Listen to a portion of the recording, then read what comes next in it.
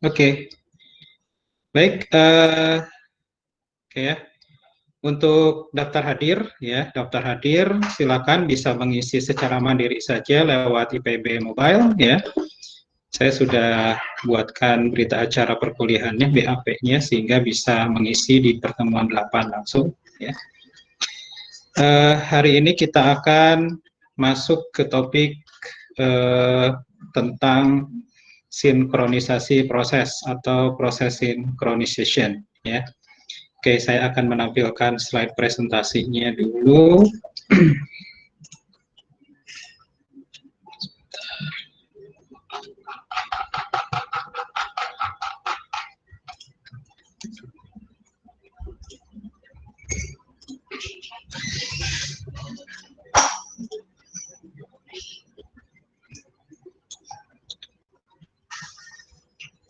Oke, apakah sudah muncul PPT-nya? Apakah sudah terlihat PPT-nya?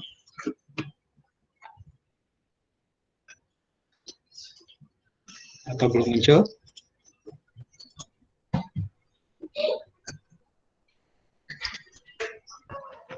Sudah, Pak. Sudah ya, sip. Oke.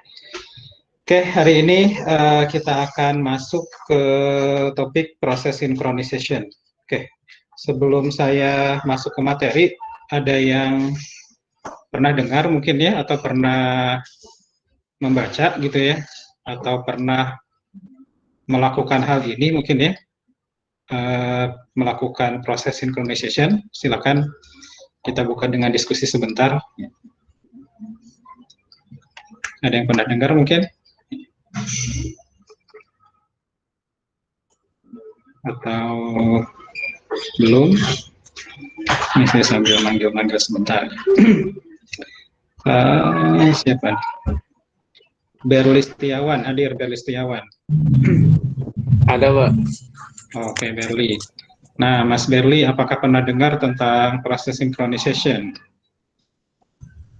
Baru dengar, Pak. Oke, baru dengar ya. Oke, nggak apa-apa ya. Lalu siapa lagi nih? Ana Salsabila, hadir? Oke. Hadir, Pak. Nah, pernah dengar nggak synchronization itu apa? Proses synchronization. Atau belum? Saya kurang tahu, Pak. Oke. Baik, jadi dari sampel yang saya tanya, belum tahu ya. Oke, nggak apa-apa ya. Kita akan coba lihat apa itu proses synchronization. Baik, jadi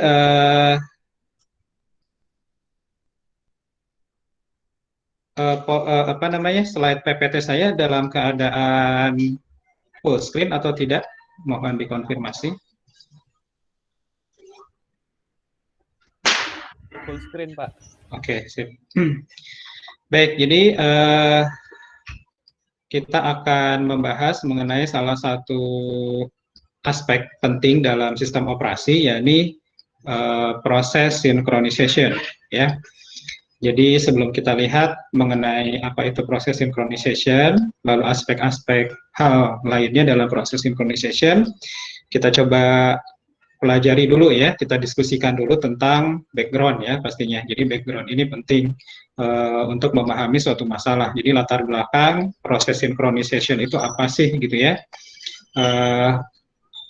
Jadi nanti proses synchronization ini kan suatu mekanisme ya, suatu teknik atau mekanisme yang diterapkan di komputer khususnya disediakan oleh sistem operasi. Nah, kenapa sih harus ada proses synchronization ya? Kita lihat background. Nah, lalu berikutnya ke section problem. Jadi proses synchronization ini adalah suatu pendekatan, suatu teknik, suatu solusi gitu ya. Solusi, yang namanya solusi itu kan mengatasi masalah ya. Nah, masalah apa yang diatasi oleh proses synchronization? Masalahnya adalah yang namanya critical section. Nah, jadi nanti kita lihat apa sih critical section itu. Oke ya. Kemudian berikutnya adalah berikutnya baru kita coba perkenalkan ya. Mungkin kalau kita sebut pelajari mungkin khawatirnya kesannya mendalam gitu ya, karena kita tidak akan mempelajari secara mendalam, hanya coba melihat sekilas ya, memperkenalkan mengenai teknik-teknik yang biasanya dipakai dalam proses synchronization. Nah, diantaranya ada Peterson solution ya, lalu ada synchronization hardware, lalu ada mutex locks, lalu ada semapur, monitor satu lagi. Nah, nanti ada juga contoh-contoh masalah ya yang perlu penanganan menggunakan proses synchronization. Jadi di sini ada classic problems of synchronization. Mungkin tidak semuanya akan kita bahas ya. Kalau ada waktu kita akan coba lihat satu atau dua ya. Dan ini slide-nya banyak ya, ada sekitar 60 slide. Jadi harapan saya sisa slide yang tidak sempat kita diskusikan di sini nanti bisa dipelajari masing-masing. Karena kalau saya dapat informasi dari Bapak Ibu dosen yang mengajar sebelum UTS untuk kelas sinkronus ini tidak sampai 100 menit ya, seperti kelas di namanya seperti pertemuan fisik ya, berupa kelas. Jadi kelas sinkronus ini kalau nggak salah hanya sekitar 1 jam ya, jadi mungkin tidak lama-lama.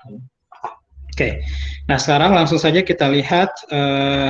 Jadi ini tujuan-tujuannya nanti bisa dilihat. Mudah-mudahan kalau sudah masuk ke pertemuan ke-8 ini kita bisa paham apa saja gitu ya. Nah, pertama kita lihat dulu gitu ya mengenai latar belakang ya. Jadi dalam menyelesaikan masalah ya kita harus kenali dulu apa itu masalahnya, baru setelah itu kita cari solusinya ya.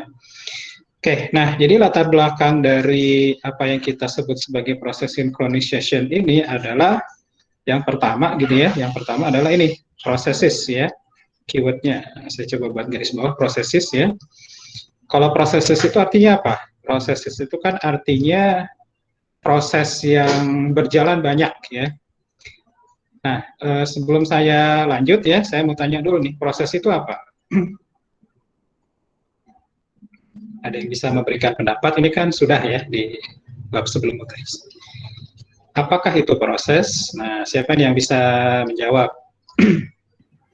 Program yang sedang dijalankan, Pak. Ya, benar sekali. Jadi program yang sedang dijalankan disebut sebagai proses atau instance ya, instance dari program yang dieksekusi dan dikelola oleh operating system disebut sebagai proses. Nah, prosesnya berarti banyak ya, prosesnya banyak ya. Kemudian dia jalannya konkuren ya, jalannya bersamaan ya. Nah, jadi itu masalah yang pertama gitu ya. Banyak proses jalannya bersamaan. Nah, lalu kenapa jadi masalah gitu ya? Karena proses-proses ini bisa saling selang-seling gitu ya, saling menginterrupt satu sama lain ya. Jadi dia bisa diinterupsi kapanpun ya, atau dia juga bisa menginterupsi kapanpun ya, sehingga proses yang berjalan ini bisa saja sifatnya partially completing atau dia belum seluruhnya selesai ya. Nah, lalu karena proses tadi banyak ya, ada kemungkinan proses-proses ini mengakses data yang sama gitu ya, atau istilahnya adalah shared data ya. Jadi proses-proses tadi jalannya barengan, lalu bisa jadi mereka mengakses data yang sama ya. Nah, ini ya adalah sesuatu yang sangat mengkhawatirkan atau menjadi concern di dalam sistem operasi ya, atau di dalam sistem komputer. Kenapa? Karena ketika ada beberapa proses yang berjalan secara konkuren, lalu proses-proses tersebut mengakses data yang sama, maka ada kemungkinan dia result in data inconsistency ya. Jadi ada kemungkinan dia akan menghasilkan outcome berupa data yang inkonsisten, yang tidak valid gitu ya. Jadi itu kira-kira, jadi kita punya proses ya, misalnya P1, P2 ya, sampai dengan PN yang berjalan secara konkuren ya. Kemudian proses-proses ini berusaha mengakses sumber daya yang sama gitu ya. Misalnya sumber daya ini adalah data ini katakanlah lokasi di memori. Jadi data ini sifatnya adalah shared data tadi ya. Nah, jadi ini adalah hal yang kritikal ya di dalam operating system. Nah, untuk mengatasi ini gitu ya, maka kita harus maintaining data consistency. Ini kita harus mempertahankan atau menjaga gitu ya konsistensi data ya. Data yang digunakan secara atau diakses secara bersamaan oleh beberapa proses yang berjalan secara konkuren ini harus tetap konsisten gitu ya. Karena tadi bisa jadi hasilnya adalah inkonsisten, menghasilkan inkonsistensi gitu ya. Nah, jadi itu ya. Nah, sehingga nanti strateginya adalah agar tetap konsisten data yang digunakan bersama-sama tadi, maka proses eksekusinya harus dipastikan jalannya gitu ya, urutan berjalannya benar gitu ya, di antara proses-proses yang saling bekerja sama tadi. Nah, sebagai contoh ya, jadi contohnya banyak ya, tapi contoh yang ada di buku pakai ilustrasi produser konsumer ya. Jadi di sini saya bukan saya sih, ini di buku ada ya, mengilustrasikan ada dua fungsi ya, ada dua kode program yang dijalankan oleh dua proses yang berbeda gitu ya. Nah, ini mudah-mudahan terlihat ya. Jadi yang berwarna biru ini ya adalah kode program yang dijalankan oleh proses ya. Katakanlah saya sebut sebagai proses 0. Proses 0 ini kita sebut sebagai produser gitu ya. Kemudian yang berwarna merah adalah kode program yang ada di dalam proses 1 gitu ya. Kita sebut ini sebagai consumer gitu ya. Nah, tadi ya yang jadi kendala adalah atau yang jadi tantangan adalah kedua proses ini, produser dan consumer ini berjalan secara konkuren gitu ya. Nah, kalau misalnya produser dan consumer ini jalannya tidak konkuren, tidak paralel, tidak bersamaan, maka tidak akan jadi masalah gitu ya. Nah, masalahnya adalah ini jalannya bersamaan. Nah, kode program untuk produser dan konsumer relatif sederhana gitu ya. Jadi intinya kalau produser itu namanya juga produser gitu ya, dia menciptakan sesuatu gitu ya, memproduksi sesuatu gitu ya. Lalu dia ditaruh di dalam buffer. Jadi dia memproduksi sesuatu lalu ditaruh di dalam buffer pada posisi ke in gitu ya. Nah, ini dilakukan selama buffernya belum penuh, ditunjukkan dengan counter ya, sama dengan buffer size ya. Jadi kalau misalnya buffer size-nya, kalau counternya sudah sama dengan buffer size-nya penuh, maka dia akan looping di sini. Gitu. Nah, lalu berikutnya setelah dia memproduksi sesuatu, gitu ya, lalu dia mencacah ya, berapa banyak yang telah dia produksi atau ada berapa banyak item di dalam buffer yang ditunjukkan dengan variabel counter. Ya. Nah, sebaliknya kalau consumer kan berarti dia mengkonsumsi ya. Mengkonsumsi apa? Mengkonsumsi yang ada di dalam buffer gitu ya, pada posisi indeks ke out, ditaruh di dalam variabel next consume. Nah, kalau misalnya buffernya kosong, maka dia tidak akan melakukan proses konsumsi, maka dia akan looping di sini. Nah, kemudian setelah dia mengkonsumsi, maka tentunya dia harus mengurangi item yang ada di buffer dengan cara mengurangi variabel counter. Oke. Nah, kita lihat apa masalahnya, gitu ya. Kita lihat apa masalahnya. Sebelum kita lihat di slide berikutnya, saya tanya dulu. Kita punya beberapa variabel, ya, di dua program atau dua proses ini. Kira-kira yang menjadi kekhawatiran atau yang menjadi concern, kira-kira variabel apa nih? Yang nanti khawatirnya nilainya itu inkonsisten, kira-kira variabel apa?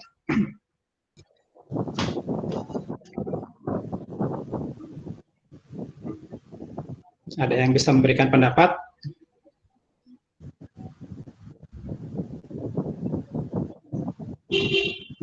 Nah, ada yang sudah menyalakan mikrofon nih, terdengar siapa nih? Silakan kalau mau menjawab.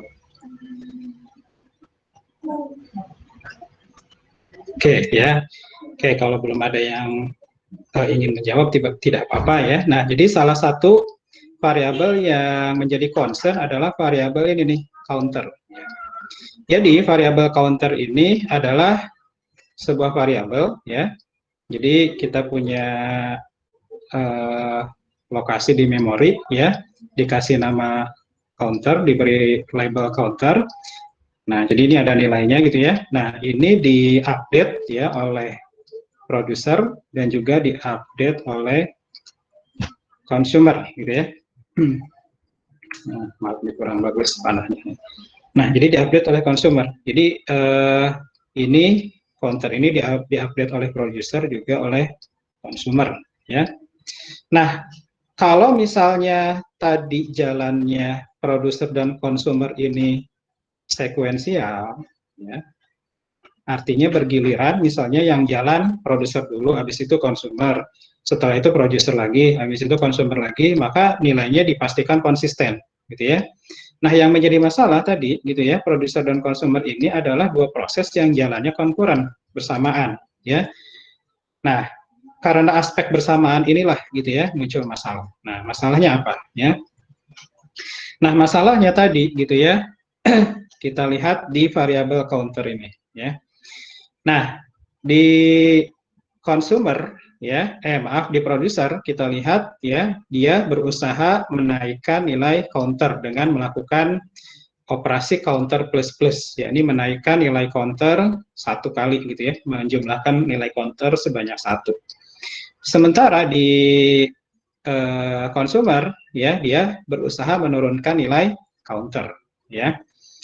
Nah, ini yang tertulis di bahasa C gitu ya, di bahasa tingkat tinggi. Tetapi ketika di-compile menjadi bahasa tingkat rendah ya, mungkin Anda semua pernah melihat atau menggunakan bahasa tingkat atau bahasa sederhana ya, yakni bahasa assembly gitu ya, di mata kuliah organisasi dan arsitektur komputer.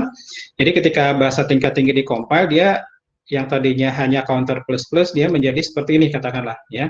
Jadi yang dilakukan adalah hasil kompilasinya, pertama hasil atau nilai variabel counter ya ditaruh di dalam register ya, suatu register kan banyak ya. Nah, katakanlah register 1.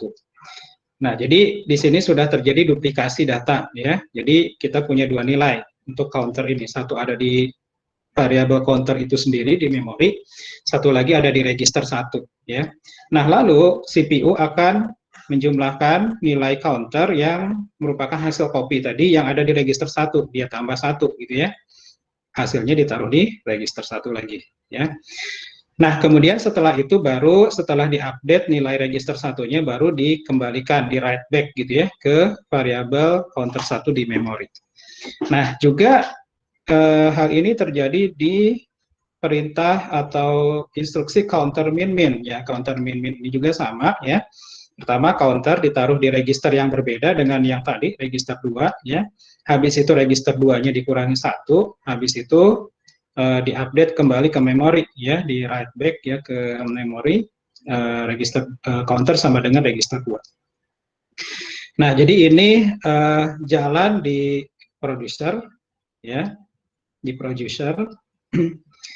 Sementara ini jalan di consumer ya. Ingat ya, ini jalannya concurrent ya, jalannya bersamaan. Nah, tadi dikatakan bahwa antar satu proses dengan proses yang lain itu bisa saling menginterupsi gitu ya, jadi may be interrupted at any time ya, jadi dia bisa saling menginterupsi. Jadi karena ini jalannya concurrent ya, maka bisa jadi baris-baris program ini gitu ya, ini bisa selang-seling ya, jalannya program ini bisa selang-seling ya. Nah, jadi misalnya urutan eksekusinya kira-kira seperti ini gitu ya. Jadi yang pertama dieksekusi adalah ini dulu ya, register 1 sama dengan counter ya. Nah, katakanlah sekarang nilai counternya adalah 5 gitu ya. Jadi di sini register 1 nilainya adalah 5 gitu ya. Nah, habis itu nilai register 1 dinaikkan sehingga register 1 nilainya adalah 6. Nah, secara esensi sebetulnya mestinya nilai counter ini ketika register 1 sudah dinaikkan menjadi 6, maka secara esensi ya maknanya counter ini juga ya mestinya nilainya adalah 6 gitu ya. Nah, tapi apa yang terjadi ya sebelum nilai register 1 ini dikembalikan ke variabel counter di memori ya, proses producer di interrupt gitu ya, di interrupt lalu digantikan oleh proses consumer. Nah, proses lakukan adalah pertama mengkopikan nilai counter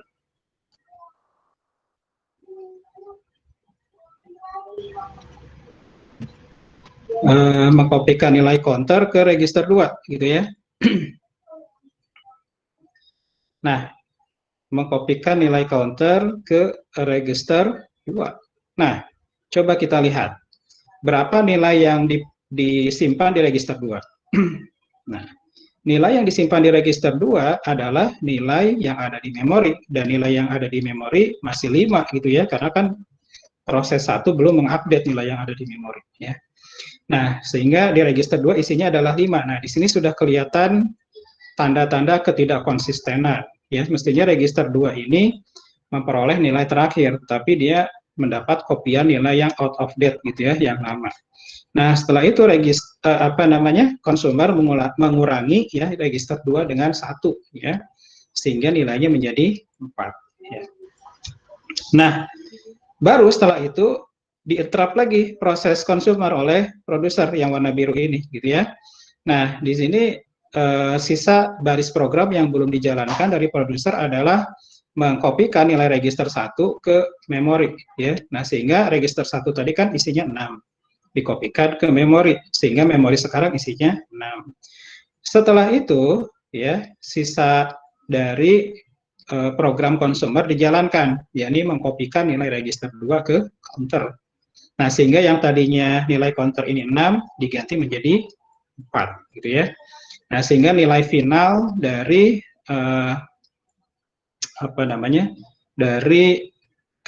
variabel ini adalah 4 gitu ya. Nilai finalnya adalah 4 ya. Nah, menurut Anda hasil 4 ini apakah benar atau salah?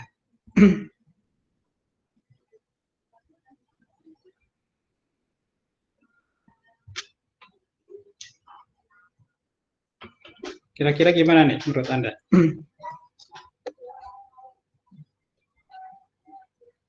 Halo, apakah saya masih terhubung?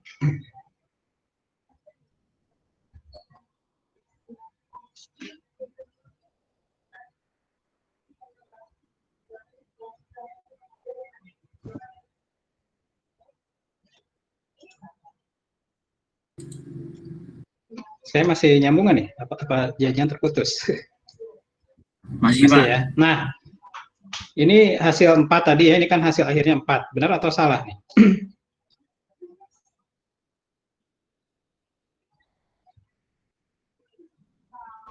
Atau masih bingung, ada yang ditanyakan? Counter ini kan asalnya 5 ya. Counter ini awalnya 5 ya. Habis itu dinaikkan 1 ya oleh produser. Harusnya 5 ya, Pak? Nah, harusnya 5 kan kalau yang benar kan, karena kan diproduksi 1 ya, dikonsumsi 1 gitu ya. Ditambah awalnya 5 ya, hasil dari counter plus jadinya kan 6 ya kan. Habis itu oleh consumer dikurangi 1 sehingga balik lagi menjadi 5 gitu ya. Jadi nilai yang valid itu adalah 5 ya. Tapi karena adanya eksekusi yang bersamaan tadi gitu ya, yang konkuren tadi, sehingga nilai counter ini kemungkinan ada 2 gitu ya, bisa 6 gitu ya, bisa 4 ya, tergantung mana yang dieksekusi duluan, apakah yang ini ya ataukah yang ini ya. Kalau misalnya yang dieksekusi tergantung mana yang dieksekusi terakhir gitu ya. Jadi kalau misalnya yang dieksekusi terakhir adalah seperti ini ya, maka hasilnya adalah 4. Tapi kalau sebaliknya yang dieksekusi terakhir adalah counter sama dengan register 1, maka hasil akhirnya adalah 6 gitu ya. Jadi hasilnya kalau tidak 4, 6, dan dua-duanya salah gitu ya, tidak konsisten, karena yang benar itu adalah 5 gitu ya. Nah ini kan hasilnya tergantung urutan eksekusi gitu ya, yang mana dulu di antara 2 ini ya. Nah, keadaan ini disebut sebagai race condition, ya, disebut sebagai race condition atau kondisi balapan, gitu ya.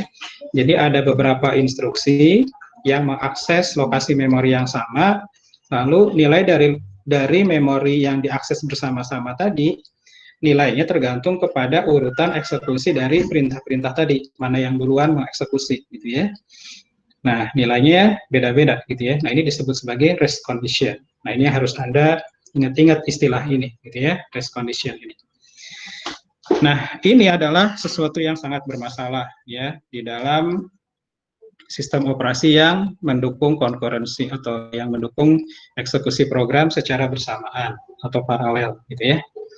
Oke, sampai sini ada yang ingin ditanyakan dulu. Jadi ini masalahnya ya, masalahnya adalah race condition yang ingin ditangani oleh bab yang sedang kita pelajari, yakni proses synchronization. Sampai sini ada yang ingin ditanyakan dulu? Nah, oke lah, ini mungkin kan cuma variabel biasa gitu ya, counter. Coba Anda bayangkan, kalau misalnya,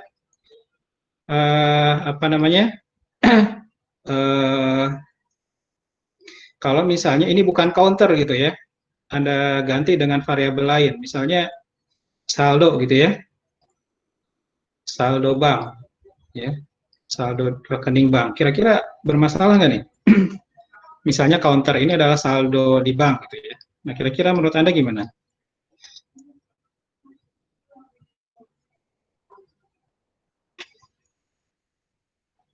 Ya, nah pastinya bermasalah ya. Jadi kalau dia adalah saldo bank, maka ya hasil akhirnya, misalnya kita nabung ya, nabung, lalu habis itu ditarik lagi, hasilnya ada dua kemungkinan, bisa rugi gitu ya, bisa untung. Jadi misalnya awalnya 5 juta gitu ya, nabung 1 juta ya, menjadi 6 juta, habis itu ditarik 1 juta lagi menjadi 5 juta, mestinya kan hasil akhirnya 5 juta ya. Tapi karena masalah race condition ini, bisa jadi saldo tabungan kita jadi cuma 4 juta atau jadi 6 juta gitu ya. Yang satu rugi, yang satu untung. Dua-duanya salah nilainya ya. Nah, ini adalah hal yang berbahaya ya, race condition ini. Nah, sehingga adanya kondisi race condition ini ya memunculkan suatu masalah gitu ya, yang namanya adalah critical section problem ya. Nah, apa itu critical section problem ya? Jadi critical section itu adalah segment of code gitu ya. Segment of code itu adalah penggalan kode program ya. Jadi kita punya baris-baris kode program, lalu di antara baris-baris program kita itu ada sebagian program yang disebut sebagai critical section ya. Nah, critical section ini ya bisa diakses oleh beberapa proses ya yang berjalan secara bersamaan. Katakanlah ada P0, P1 sampai dengan PN1 ya. Nah, critical section ini bentuknya bisa macam-macam ya, bisa tabel gitu ya, bisa lokasi di memori, bisa menulis file dan sebagainya ya. Jadi intinya critical section ini adalah bagian kode program ya yang bisa diakses oleh beberapa proses ya, lalu nilainya bisa diubah secara bersama-sama ya. Nah, karena critical section ini adalah suatu masalah ya, kalau misalnya dibiarkan akan mengakibatkan race condition tadi ya, maka ya kuncinya adalah ketika sebuah proses ya berada di dalam critical section ya, maka tidak boleh ada proses lain di dalam critical section ya. Jadi kalau misalnya ada proses ya yang sedang berada di dalam critical section, maka tidak boleh ada proses lain yang masuk ke dalam critical section ya. Nah, sebagai contoh dalam kasus producer consumer ini ya, yang menjadi critical section adalah segmen kode berikut gitu ya. Nah, ini adalah critical ya section ya untuk di bagian producer gitu ya. Kemudian untuk di bagian consumer, critical section-nya adalah ini gitu ya. Nah, ini adalah critical section juga ya. Nah, ini di consumer. Nah, ketika suatu proses ya berada di dalam critical section-nya, ya misalnya consumer sedang menjalankan baris program ini, maka kalau misalnya produser sedang menjalankan baris program ini, maka consumer tidak boleh menjalankan baris program ini, dia tidak boleh berada pada critical section dalam waktu yang bersamaan. Kalau tidak akan terjadi yang disebut sebagai race condition tadi, ya. Nah, jadi itu yang dimaksud dengan critical section. Nah, sehingga untuk mengamankan critical section ini, ya, setiap proses ya harus minta izin dulu, gitu ya. Dia harus minta izin dulu, dia harus ask permission dulu, ya, untuk memasuki critical section, ya. Nah, bagian program nanti akan kita lihat yang fungsinya adalah meminta izin untuk memasuki critical section, itu disebut sebagai entry section, ya. Nah, kalau misalnya dia dapat izin untuk masuk ke critical section, kemudian dia mengeksekusi apa yang ada di dalam critical section tersebut, dan dia selesai, maka berikutnya adalah dia bisa melakukan yang namanya exit section, ya. Nah, lalu setelah itu, setelah selesai dengan tahap exit section, ya secara opsional dia bisa menjalankan kode-kode program yang lainnya, yakni remainder section, ya. Nah, jadi kira-kira struktur program yang berjalan konkuren, ya, lalu mengakses sumber daya yang sama, ya, komposisinya adalah yang pertama, nah, adalah entry section, ya. Ini adalah program kita secara keseluruhan. Nah, di dalamnya ada entry section. Kenapa ada entry section? Karena program ini akan masuk ke dalam critical section-nya, ya. Nah, ini harus diamankan dulu, ya. Nah, kemudian setelah dia menjalankan critical section-nya sudah oke, gitu ya. Berikutnya jangan lupa dia harus menjalankan exit section, ya. Nah, nanti kalau kita lihat exit section ini akan mengakibatkan proses lain bisa masuk ke dalam critical section-nya. Nah, setelah exit section selesai, maka berikutnya adalah masuk ke remainder section, ya. Nah, ini terus-menerus dilakukan, ya, kerjakan dengan critical section. Nah, jadi itu ya struktur dari program yang di dalamnya ada critical section. Yang pertama, sebelum masuk ke critical section, dia harus masuk ke entry section. Nah, entry section ini, ya, kalau proses ini berhasil masuk ke critical section, maka proses-proses yang lain, ya, tidak bisa masuk ke dalam critical section, ya. Nah, setelah critical section-nya selesai dari proses tersebut, ya, maka dia harus menjalankan exit section. Kenapa? Agar proses-proses lain bisa masuk ke dalam critical section-nya, ya. Dan setelah itu baru masuk ke remainder section, ya. Oke.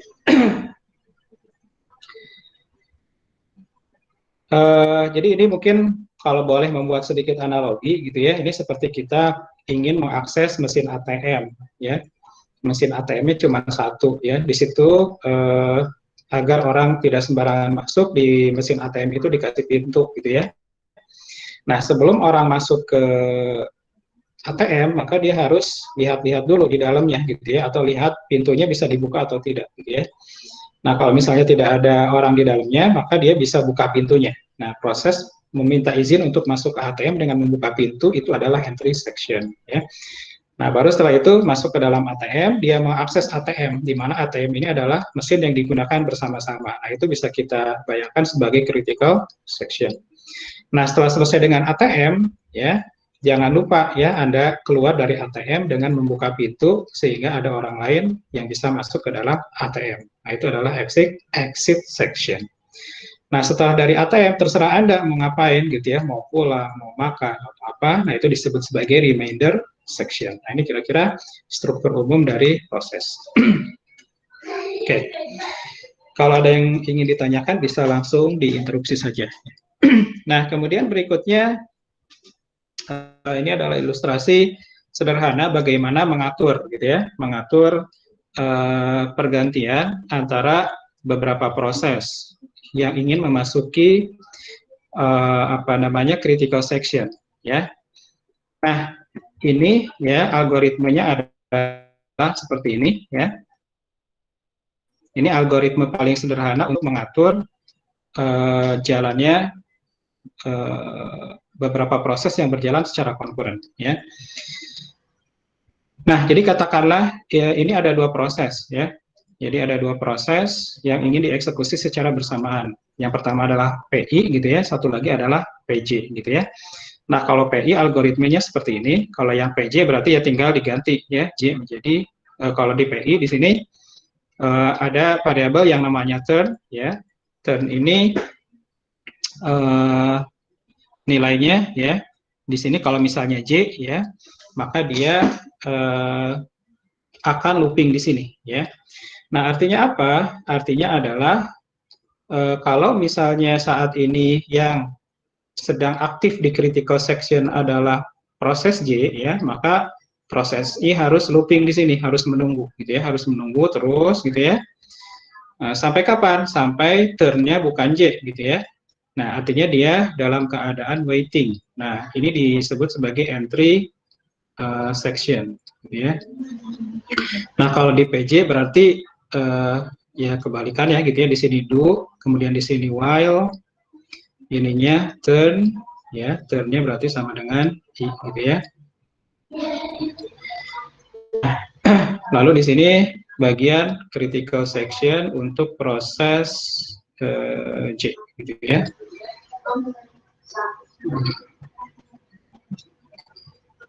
Nah, berikutnya adalah ini remainder section, gitu ya. Nah, jadi ini maaf, ini turn sama dengan I, ya. Nah, jadi setelah dia selesai dengan critical section, maka turn-nya diubah jadi J, gitu ya. Turn-nya diubah menjadi J, ya, sehingga mengakibatkan proses yang ini, gitu ya, proses J ini, nilai turn sama dengan I-nya nilainya menjadi false. Kalau misalnya turn-nya diubah menjadi J, gitu ya, sehingga dia bisa masuk ke dalam critical section, ya. Nah, jadi ini disebut sebagai entry section, critical section, kemudian yang ini adalah exit section. Oke, ya. Nah, solusi untuk critical section problem, nah ini yang disebut sebagai process synchronization, ya. Nah, jadi solusi untuk masalah critical section ini ya tadi kita sebut sebagai proses, ya, synchronization atau sinkronisasi proses, gitu ya. Jadi kalau kita lihat dari namanya, proses synchronization ini bagaimana kita mengatur urut-urutan eksekusi dari beberapa proses, ya, yang berebut untuk menggunakan sumber daya yang sama, misalnya tadi variabel yang sama, ya. Jadi mensinkronkan antara proses-proses yang jalannya konkuren. Nah, solusi untuk critical section problem. Nah, proses synchronization ini ada syarat-syaratnya, ya, agar dia bisa berfungsi dengan benar, ya. Nah, syarat-syarat agar proses synchronization ini bisa berjalan dengan benar, yang pertama adalah mutual exclusion, ya.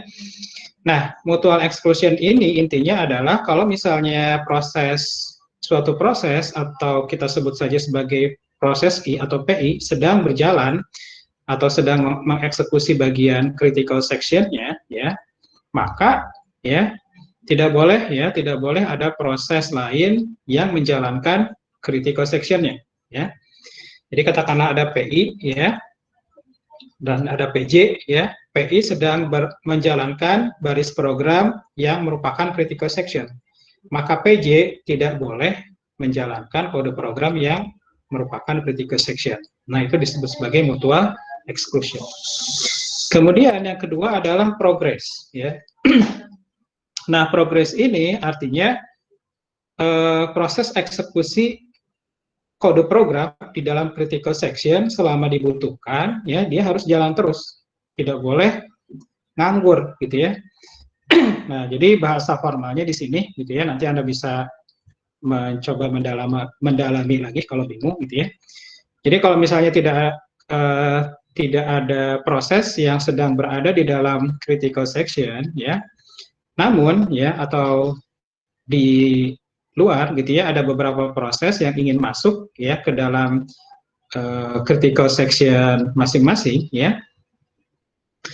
Nah, maka proses-proses ya yang bisa menentukan, gitu ya, yang bisa menentukan siapa giliran berikutnya, ya, yang boleh masuk ke dalam critical section adalah proses-proses yang sedang tidak menjalankan remainder section, ya. Nah, artinya yang sedang tidak menjalankan remainder section itu kan yakni proses yang berada pada bagian ini, ya, pada bagian entry section, ya. Jadi yang not executing in the remainder section itu maknanya adalah proses-proses yang berada pada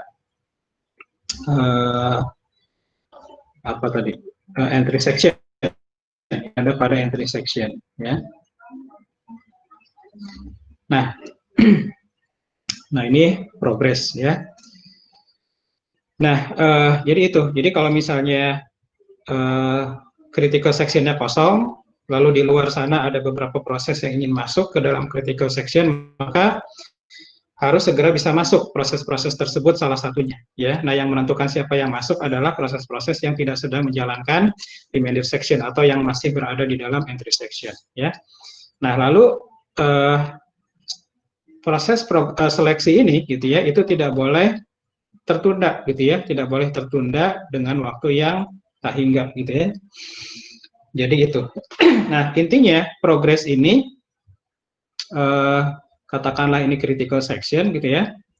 Nah, selama critical section ini harus dieksekusi, ya, maka proses-proses, ya, yang ingin masuk, ya, P1, P2 sampai dengan Pn, katakanlah, ya, selama ini kosong, ya, maka salah satu dari proses ini harus bisa masuk ke dalam critical section, ya. Dengan kata lain, kalau misalnya progres berlaku, ya, maka dia tidak boleh ada yang namanya deadlock, gitu ya. Juga tidak boleh ada yang namanya live lock, gitu ya. Nah, nanti Anda coba cari apa istilahnya, gitu ya. Nah, kemudian yang ketiga adalah bounded waiting, ya. Nah, bounded waiting ini bahasa formalnya seperti ini, gitu ya. Tetapi intinya adalah jangan sampai terjadi starvation, ya, starvation atau kelaparan.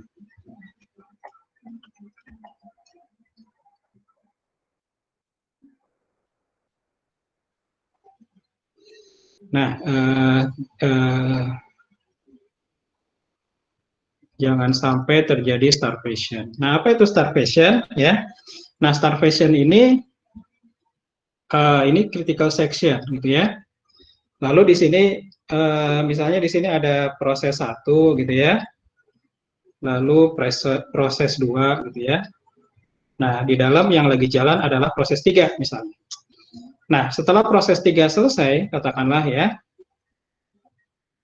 maka proses 3 selesai, dia mau masuk lagi ke critical section, ya.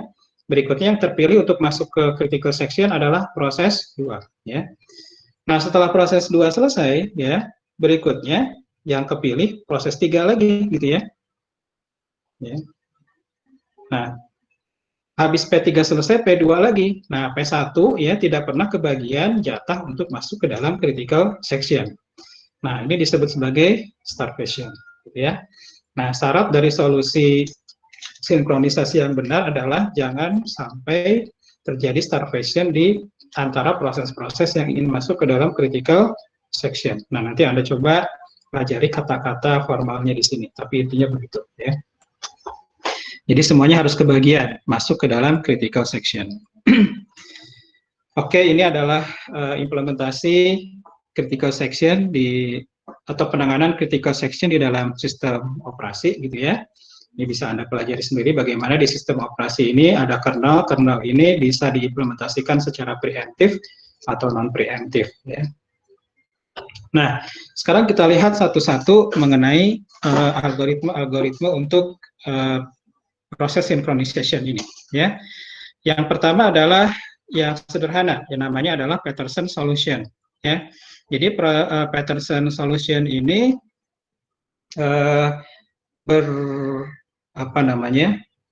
berfungsi, gitu ya, atau berjalan hanya untuk 2 proses ya. Jadi Peterson solution ini bisa dipakai untuk mensinkronkan dua buah proses ya, tidak bisa lebih. Jadi dia hanya berlaku untuk dua buah proses ya. Nah, untuk melakukan sinkronisasi dia mengandalkan dua variabel yang digunakan bersama-sama, yakni ada turn dan sebuah array yakni flag ya, dengan dua elemen. Nah, kemudian asumsi yang harus berlaku untuk Peterson solution ini dalam instruksi di prosesor ya, perintah load dan store ini ya, dia harus sifatnya atomik ya. Atomik ini artinya dia tidak bisa diinterupsi ya. Nah, di sini fungsi-fungsi variabel yang tadi disebutkan ada turn ya, turn ini untuk mengindikasikan sekarang giliran siapa gitu ya, apakah giliran P0 atau P1 atau giliran PI atau PJ gitu ya.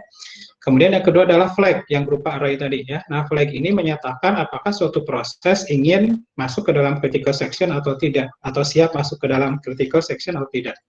Jadi meskipun proses ini dapat giliran masuk ke critical section, tetapi kalau dia tidak mau masuk ke critical section, maka dia tidak bisa dipaksa gitu ya. Nah, ini ditandai dengan variabel flag ini.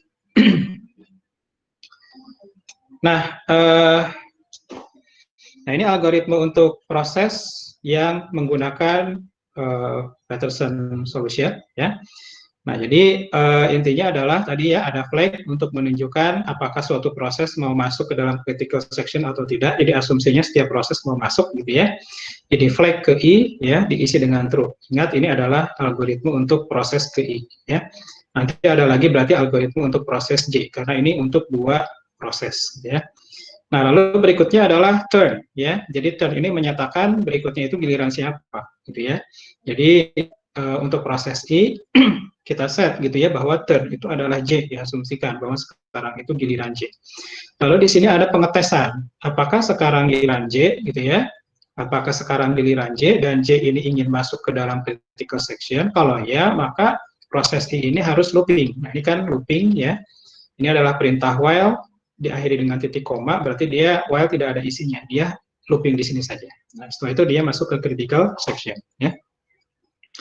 Nah, kemudian berikutnya kalau sudah selesai dengan critical section, jangan lupa ya, agar proses satunya lagi, yakni proses J bisa masuk, maka di sini flag I ya harus di set false. Nah, sehingga nanti di proses J ini dia bisa masuk ke dalam critical section.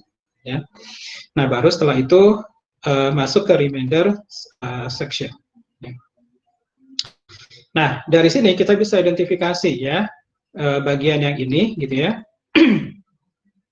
Bagian yang ini ya bisa kita sebut sebagai entry ya section ya. Bagian yang ini ya adalah critical section, bagian yang ini adalah exit section ya. Dan ini adalah remainder section ya. Nah, jadi ini Peterson solution ya. Nah, kalau kita analisis ya, Peterson solution ini memenuhi 3 kriteria tadi. Jadi mutual exclusion-nya terjamin, progress-nya terjamin, bounded waiting-nya terjamin. Nah, nanti Anda harus ingat lagi ya, apa itu mutual exclusion, ya, apa itu progress, apa itu bounded waiting. Nah, berikutnya solusi yang kedua adalah menggunakan synchronization hardware. Synchronization hardware ini memanfaatkan perintah-perintah atau instruksi-instruksi yang ada di dalam prosesor atau di dalam hardware, ya. Nah, jadi solusinya, idenya adalah dengan memanfaatkan locking, gitu ya. Nah, nanti ini saya skip ya penjelasan ini karena keterbatasan waktu ya. Jadi intinya di prosesor yang modern biasanya ada instruksi yang sifatnya atomik ya. Instruksi yang sifatnya atomik ini artinya kalau instruksi tersebut sedang dieksekusi maka dijamin tidak akan disela gitu ya atau diinterupsi oleh proses yang lain ya. Jadi ketika proses menjalankan instruksi tersebut maka dijamin dia tidak akan disela di tengah-tengah. Nah, itu artinya atomik gitu ya. Nah, untuk synchronization hardware ini tadi ya idenya adalah berdasarkan locking gitu ya. Jadi locking ini seperti bisa kita bayangkan seperti kunci ya, kunci pintu atau kunci gembok ya, yang tugasnya adalah protecting critical regions atau critical section ya. Nah, jadi secara garis besar untuk menggunakan locks tadi ya, sebelum kita masuk ke critical section ya, maka kita harus masuk ke entry section dulu ya. Nah, yang dilakukan di entry section adalah berusaha acquire lock ya, berusaha memperoleh lock. Nah, baru setelah itu masuk ke critical section, baru setelah itu release lock gitu ya. Setelah selesai release lock. Nah, ini harus hati-hati, ini harus selalu dilakukan ya, exit section ini, karena kalau tidak nanti proses lain jadinya nggak bisa masuk ke dalam critical section ya. Nah, berikutnya ini opsional saja, remainder section. Nah, di sini ada dua instruksi ya. Ini sifatnya pseudocode saja, jadi ada yang namanya test and set ya. Tentu kalau di prosesor real namanya belum tentu sama ya, nama instruction nama instruksinya ya, belum tentu test and set saja. Ini sifatnya pseudocode saja ya. Jadi test and set ya, algoritmenya seperti ini ya. Nah, test and set ini adalah instruksi yang sifatnya atomik. Jadi ini sifatnya atomik gitu ya. Artinya apa? Ketika prosesor menjalankan rangkaian instruksi ini, dia tidak mungkin diinterupsi ya. Dia tidak dapat diinterupsi oleh proses yang lain. Jadi sifatnya atomik. Dan ini tertanam di dalam prosesor ya. Ini sederhana ya, intinya dia mereturn nilai asli dari parameter ya. Jadi di sini ada parameter target, ditaruh di variabel, lalu nanti di return. Nah, selain di return ya, nilai target ini diset dengan true ya. Nah, cara penggunaan test and set ini seperti ini. Jadi misalnya ini adalah critical section yang akan diamankan ya. Lalu kita buat suatu variabel yang di-share ya. Bentuknya adalah boolean, nama variabelnya katakanlah log ya. Nilai awalnya kita beri nilai false ya. Lalu di sini kita panggil fungsi test and set dengan memasukkan variabel log secara by reference ya. Nah, karena kalau misalnya proses yang berhasil ya menjalankan test and set pertama kali ketika nilai lognya masih false, maka otomatis nilai return dari test and set ini adalah false, sehingga dia tidak akan masuk ke dalam looping ya, dia bisa langsung masuk ke dalam critical section. Kalau dia berhasil menjalankan test and set, maka yang tadinya false ya, dia akan berubah menjadi true ya. Nah, sehingga proses-proses lain yang berusaha masuk ke critical section ya, dia tidak bisa masuk gitu ya, karena dia akan terus-terusan looping di sini karena nilainya masih true. Nah, kalau misalnya proses yang berhasil masuk ke critical section sudah selesai dengan critical section-nya, jangan lupa ya, log-nya ini dikembalikan menjadi false ya, sehingga proses-proses lain, katakanlah ada proses ya I gitu ya, proses J dan seterusnya gitu ya, bisa masuk ke dalam critical section karena log-nya sudah berubah lagi menjadi false ya. Nah, ini sinkronisasi ya. Tadi ya, kita ingat lagi bahwa sinkronisasi ini bagaimana cara mengatur urut-urutan eksekusi dari proses yang berjalan secara konkuren ketika mereka mengakses critical section. Oke. Nah, kemudian alternatif lainnya yang sifatnya hardware adalah compare and swap. Nah, ini Anda bisa lihat ya nanti bagaimana ini bekerja. Ini saya skip saja ya, prinsipnya sama, tetapi prinsipnya sama gitu ya. Bergantung kepada suatu nilai, lalu dia mereturn nilai tersebut, lalu mengubah nilai tersebut. Ya. Nah, ini menggunakan compare and swap. Ya. Nah, lalu solusi-solusi seperti ini nanti Anda pelajari ya. Ini menjamin mutual ya,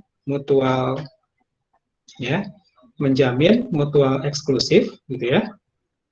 Jadi syarat ini terjamin mutual eksklusif, lalu progres jalan gitu ya.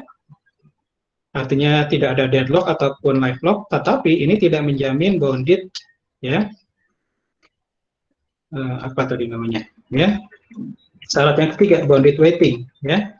Nah, solusi seperti ini tidak menjamin bounded waiting. Artinya ada kemungkinan terjadi starvation ya. Nah, silakan nanti Anda pelajari kenapa ini tidak memenuhi aspek yang ketiga, ya. Nah, solusi untuk proses synchronization, ya, yang pakai hardware tadi, test and set maupun compare and swap gitu ya, yang menjamin bonded waiting kira-kira adalah seperti ini, ya. Nah, jadi kalau kita mengamankan critical section dengan cara seperti ini, ya, maka ini menjamin syarat 1 mutual exclusion, ya, syarat 2 progress, dan syarat 3 bonded waiting terpenuhi, gitu ya. Nah, jadi untuk memenuhi bonded waiting di sini ada baris kode program, ya. Nah, ini ya. Jadi di sini ada antrian, ya. Jadi kita bikin daftar proses mana saja yang antri, gitu ya.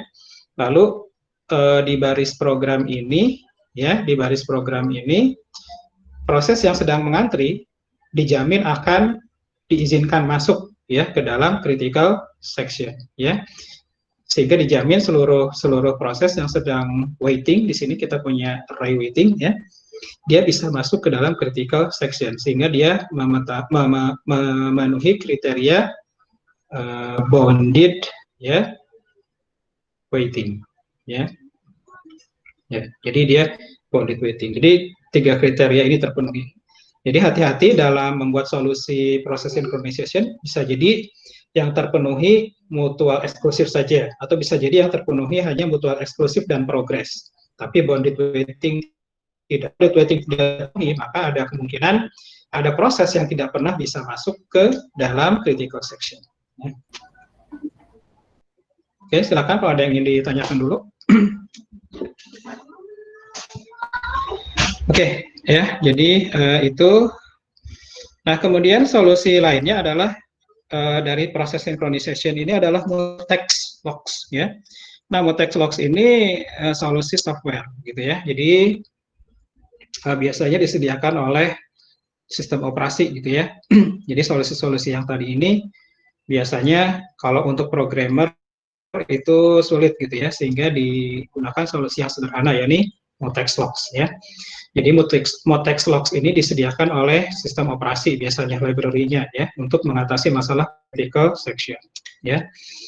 Nah, jadi mutex lock ini tadi bisa kita bayangkan seperti kunci gembok, gitu ya, yang cara menguncinya adalah pakai perintah acquire dan cara melepaskannya menggunakan perintah release, ya. Nah, di sini problemnya adalah perintah acquire dan release ini tidak boleh berjalan secara konkuren, ya, tidak boleh saling menyela antara acquire dengan release, ya. Nah, jadi sifatnya harus atomik, gitu ya. Nah, implementasinya sendiri bisa pakai hardware atomic instruction seperti yang tadi, gitu ya. Nah, ini mutex locks, ya. Nah, jadi cara makainya untuk mutex locks ini ada 2 perintah. Yang pertama adalah acquire, yang kedua adalah release. Nah, ini kira-kira pseudocode-nya, ya. Jadi ini bukan kode realnya. Jadi acquire ini kita lihat, ya, kalau misalnya lock-nya ini belum ada, gitu ya, tidak tersedia, maka dia harus looping di sini, ya. Nah, looping yang seperti ini dia nggak ngapa-ngapain, ini disebut sebagai busy wait, ya. Jadi busy wait. Jadi busy wait ini ketika proses, ya, belum bisa masuk ke critical section, dia harus nunggu proses lain selesai, lalu proses tersebut melakukan iterasi yang terus-menerus, ya, sampai dengan dia bisa masuk ke critical section. Nah, ini disebut sebagai busy wait, ya. Nah, busy wait ini walaupun dia tidak melakukan apapun, tetapi tetap saja mengonsumsi resource processor, ya, karena dia tetap ngupdate register program counter, gitu ya. PC dia bolak-balik, kalau looping kan dia bolak-balik program counter, ya. Nah, ini acquire, ya. Tapi kalau misalnya lock-nya tersedia, maka dia bisa langsung masuk ke bagian yang lain, yakni available host. Nah, lalu berikutnya, yang kedua, jadi acquire ini digunakan biasanya pada saat entry section, ya. Lalu yang kedua adalah instruksinya adalah release. Release ini biasanya untuk exit section. Nah, exit section ini mengubah lock, ya, katakanlah available menjadi true, sehingga proses-proses yang lain yang masih mendapatkan available-nya false, gitu ya, dia akan mendapatkan true, sehingga dinegasikan not true adalah false, sehingga dia bisa keluar dari while, sehingga dia bisa masuk ke critical section. Nah, ini strukturnya ya. Jadi sebelum masuk ke critical section, kita harus masuk ke entry dulu, lalu ke critical section, lalu ke exit section, ya, lalu remainder section. Ya. Oke. Nah, berikutnya adalah semapur. Ya, ini adalah solusi proses synchronization yang lain. Ya. Jadi semapur ini simpel saja. Ya, semapur ini adalah suatu variabel di integer. Ya, tipe datanya integer atau bilangan bulat. Ya. Nah, tapi variabel semapur ini tidak bisa sembarangan dioperasikan, ya, dioperasikan atau diupdate nilainya hanya bisa dengan 2 operasi, yakni wait dan signal, ya. Nah, dulu disebutnya wait dan signal ini disebut sebagai P dan V, intinya sama, ya. Nah, wait ini, ya, kira-kira cara kerjanya begini, gitu ya. Dia akan ngecek nilai semapurnya. Kalau misalnya dia kurang dari sama dengan 0, dia akan lakukan busy wait, ya. Dia akan looping di sini. Tapi kalau nilainya lebih dari 0, maka nilai semapurnya akan decrease, akan dikurangi 1, ya. Nah, jadi proses yang berhasil melakukan wait, ya, dia akan keluar dari fungsi wait. Tapi kalau proses yang gagal melakukan wait, maksudnya gagal di sini adalah menemukan nilai S-nya ini kurang dari sama dengan 0, maka dia terpaksa harus busy wait. Nah, artinya dia nunggu proses lain selesai dengan critical section-nya. Nah, wait ini biasanya digunakan pada entry section, ya. Nah, lalu berikutnya signal. Nah, signal ini kebalikannya wait. Jadi signal ini menjumlahkan nilai semapur satu nilai, ya, atau meng-increase nilai semapur. Nah, ini biasanya digunakan pada exit section. Nah, semapur ini ada 2 jenis, ada yang disebut sebagai counting semapur dan binary semapur. Counting semapur ini intinya adalah nilai integer yang semapur tadi nilainya bisa berapa aja, ya. Nilainya bisa unrestricted domain, ya. Jadi nilainya bisa berapa saja. Ada juga binary semapur. Kalau binary semapur ini nilai semapurnya hanya 0 atau 1, ya.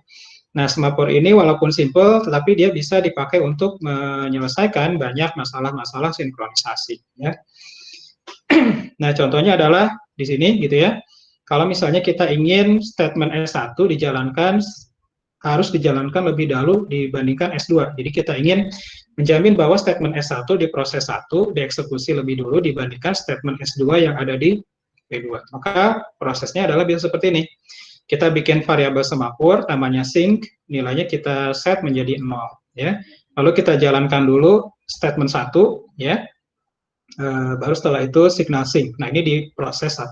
Kalau di proses 2, dia jalankan wait dulu, wait sync. Nah, sync ini kan nilainya 0. Tadi kita ingat bahwa kalau semapur ini, di wait ini dia akan ngecek kalau misalnya kurang dari sama dengan 0, maka dia akan looping. Nah, sehingga P2 ini mau tidak mau dia akan nunggu terus, dia akan looping di dalam fungsi wait. Nah, sampai kapan dia looping di dalam fungsi wait? Sampai proses 1 memanggil fungsi signal, ya. Nah, setelah proses 1 memanggil fungsi signal, baru proses 2 bisa keluar dari fungsi wait dan masuk ke S2, ya. Nah, ini menjamin urutan eksekusi dari statement dari beberapa proses, ya. Nah, implementasi dari semapur bisa pakai looping seperti tadi, gitu ya. Pakai busy waiting, ya. Tapi busy waiting ini ada kendala tadi, ya. Kendalanya adalah bisa saja critical section itu panjang, gitu ya. Jadi lamanya proses lain melakukan busy waiting, ya, itu kan tergantung kepada critical section-nya. Semakin panjang critical section-nya, maka semakin lama looping-nya tadi, ya, busy waiting-nya ini, gitu ya. Nah, sehingga implementasi dengan busy waiting ini bisa jadi kendala, ya. Kalau misalnya critical section-nya pendek, maka mungkin tidak akan masalah, karena looping-nya sedikit, gitu ya. Nah, tetapi di sini dikatakan, ya, jarang ditemukan, ya, critical section yang sebentar, gitu ya. Oke. Nah, sehingga alternatif lainnya untuk mengimplementasikan semapur tanpa pakai busy waiting, yakni dengan memakai seperti antrian, gitu ya. Ada waiting queue, gitu ya, ada antrian di setiap semapur, ya.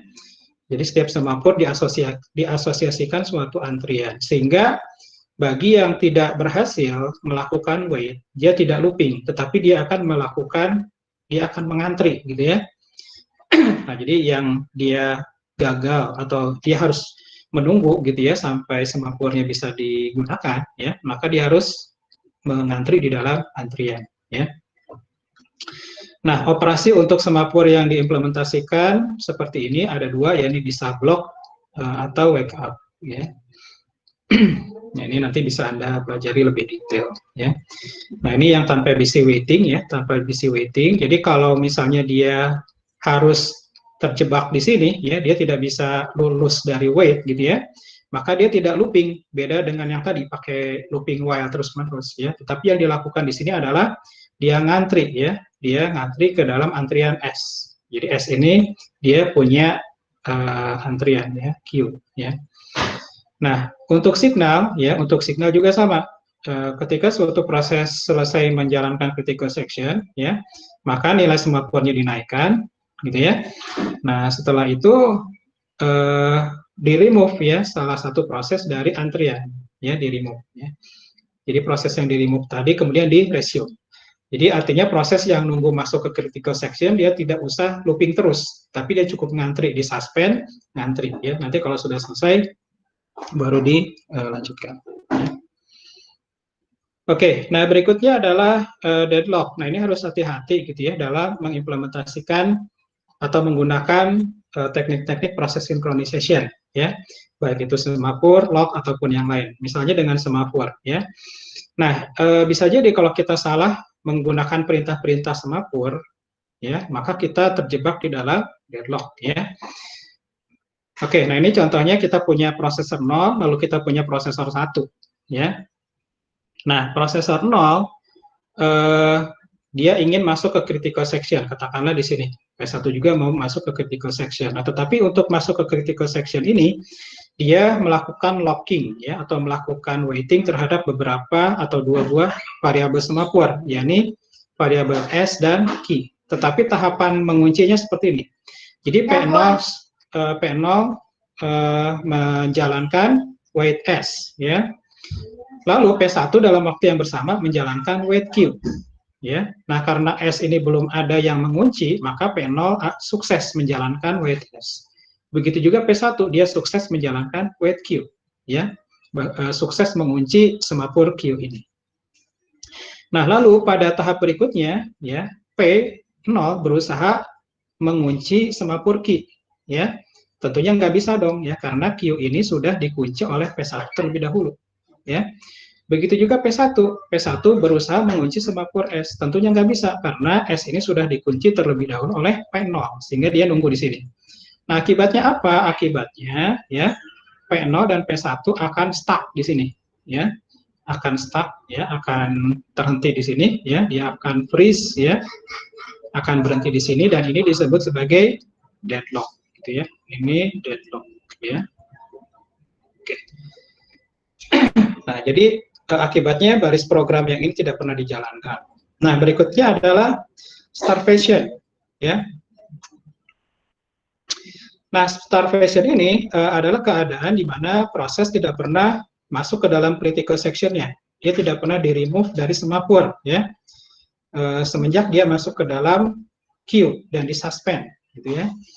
Nah, starvation ini belum tentu deadlock, ya. Jadi starvation ini belum tentu diakibatkan oleh adanya deadlock. Bisa saja, ya, yang terpilih, gitu ya, yang terpilih dari antrian ini dia tidak pernah terpilih untuk masuk ke critical section, ya.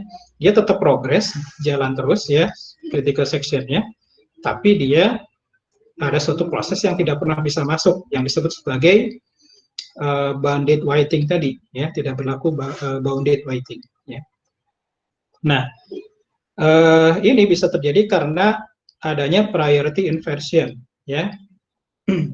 Jadi priority inversion ini adalah masalah di dalam penjadwalan ketika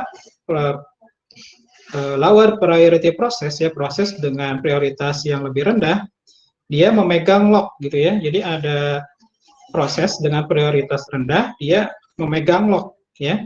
locknya ini dibutuhkan oleh proses yang prioritasnya lebih tinggi. Jadi prioritas yang lebih tinggi ini didahulukan, tapi dia butuh lock. Sementara locknya dipegang oleh proses yang prioritasnya lebih rendah. Ya. Nah, sehingga di sini solusinya adalah harus menerapkan protokol yang disebut sebagai priority inheritance atau pewarisan prioritas. Ya. Artinya kalau prioritas rendah jangan dong megang lock. Ya. Yang megang lock itu hanya yang prioritas tinggi. Oke. Sampai sini ada yang ingin ditanyakan dulu? Wah, sudah jam 2:13 ya, kita sudah sejam lebih ya. Oke ya, mungkin sedikit lagi saja. Di sini berikutnya kita akan lihat mengenai contoh-contoh klasik dari sinkronisasi ya. Ini banyak ya, tetapi ini tidak akan sempat kita bahas semuanya. Mungkin kita coba bahas yang ini ya. Ini sebenarnya entah ya di dunia nyata atau ada atau tidak gitu ya masalah ini. Tapi ini biasanya dipakai untuk menjelaskan perlunya sinkronisasi. Nah, jadi ya nama kasusnya adalah Dining Philosopher's Problem ya. Dining Philosopher's Problem. Jadi di sini ada beberapa philosophers ya yang duduk di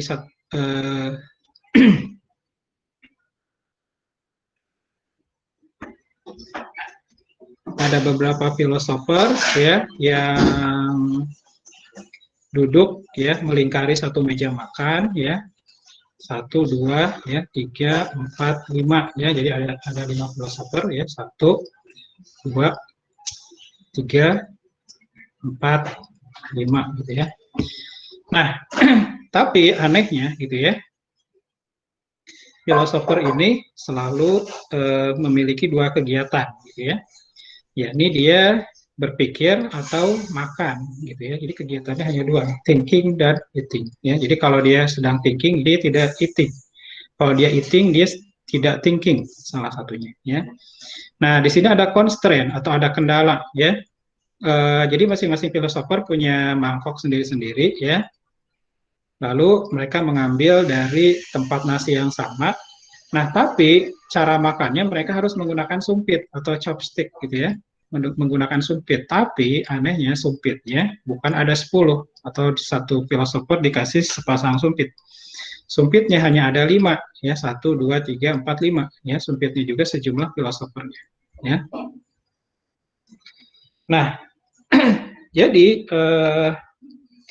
di sini tentunya akan ada masalah gitu ya, akan ada masalah ya. Bisa jadi ada yang tidak kebagian makan gitu ya, misalnya filosofer 2 sudah mengambil sumpitnya gitu ya, filosofer 1 kan otomatis nggak bisa makan ya. Jadi kalau filosofer 2 mengambil sumpitnya otomatis yang satu nggak bisa makan, yang bisa makan tinggal filosofer 5 dan 2 ya, yang lain nggak bisa makan ya kan. Nah ini problem ya. Nah untuk mengatasi ini ya, maka kita bisa analisis ya bahwa masalah ini adalah masalah sinkronisasi atau masalah adanya race condition ya. Nah race condition ini muncul karena ada set data. Set datanya adalah yang pertama adalah mangkuk nasinya ya. Jadi bowl of rice-nya, mangkuk nasinya, yang kedua adalah chopstick-nya ya, sumpitnya ini ya. Nah, ini harus diatur pakai teknik proses synchronization. Jadi kita anggap filosofer ini adalah proses ya. Jadi filosofer ini adalah proses P1, P2, P3, P4 dan P5 ya. Nah, ini harus kita atur cara kerjanya dalam mengambil sumpit. Nah, salah satu solusinya adalah seperti ini. Ini pakai semapur. Jadi kita punya semapur ya. Array dari semapur, nama semapurnya adalah chopstick, isinya ada 5 elemen ya. Jadi ada chopstick 0 sampai chopstick 4 ya. Kenapa 5? Karena chopsticknya atau sumpitnya ada 5 ya. Nah, lalu setiap proses ya, setiap filosofer berusaha mengunci semapur ini, yakni yang dia kunci adalah chopstick yang sebelah kiri gitu ya. Yakni chopstick I ya. Dan chopstick yang sebelah kanan ya, yakni chopstick I+1. Di modulo 5 karena kan chopsticknya hanya ada 5 ya. Nah, kalau mereka atau seorang filosofer berhasil mengunci chopstick sebelah kiri dan chopstick sebelah kanan, maka dia baru bisa masuk ke critical section. Jadi critical sectionnya adalah it in ya. Nah, berarti yang tadi ini adalah entry section.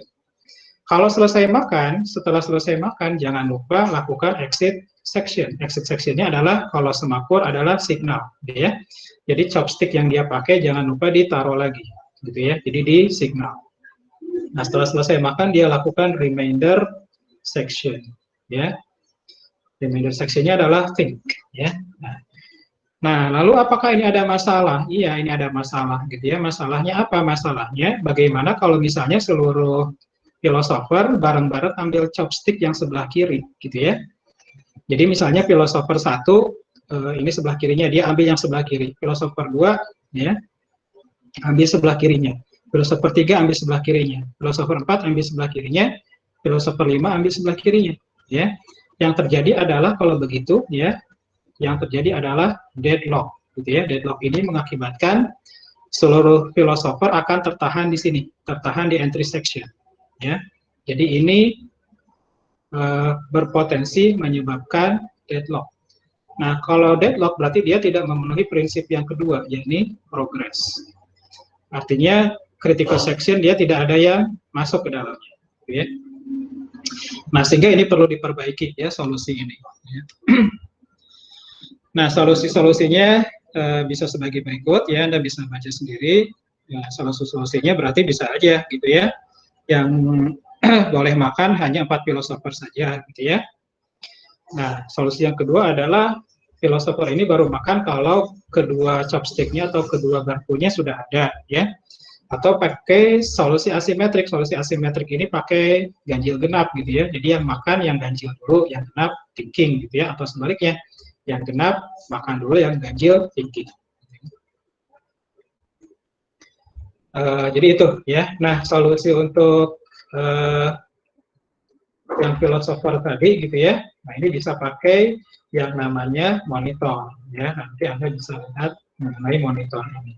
Nah, dengan monitor ini bisa menghindari terjadinya deadlock tadi. Jadi di sini ada satu lagi teknik proses synchronization namanya monitor ya. Monitor ini adalah seperti struktur data ya, di dalamnya dia mengenkapsulasi, jadi ada data, ada proses atau operasi gitu ya. Juga bisa ada initialization code ya. Nah, di dalam monitor ini hanya bisa ada satu proses yang aktif ya. Jadi hanya ada satu proses yang aktif. Berarti proses-proses yang lainnya ya, PI gitu ya, PJ yang tidak aktif berarti dia dalam keadaan wait ya. Nah, sehingga di dalam monitor ini di dalamnya ada antrian. Ya, antrian ini adalah untuk proses-proses yang sedang tidak aktif ya. Oke, kira-kira seperti itu mengenai proses synchronization ya. Kurang lebihnya seperti itu secara umum. Mohon maaf karena saya menyampaikan agak cepat karena keterbatasan waktu ya. Oke, sampai sini ada yang ingin ditanyakan dulu. Nanti kalau ada yang bingung boleh lewat media lain ya, pertanyaannya boleh lewat WhatsApp ya, atau ya lewat WhatsApp aja lah ya, nanti kalau ada yang bingung. Oke, ada yang ingin ditanyakan dulu, silakan.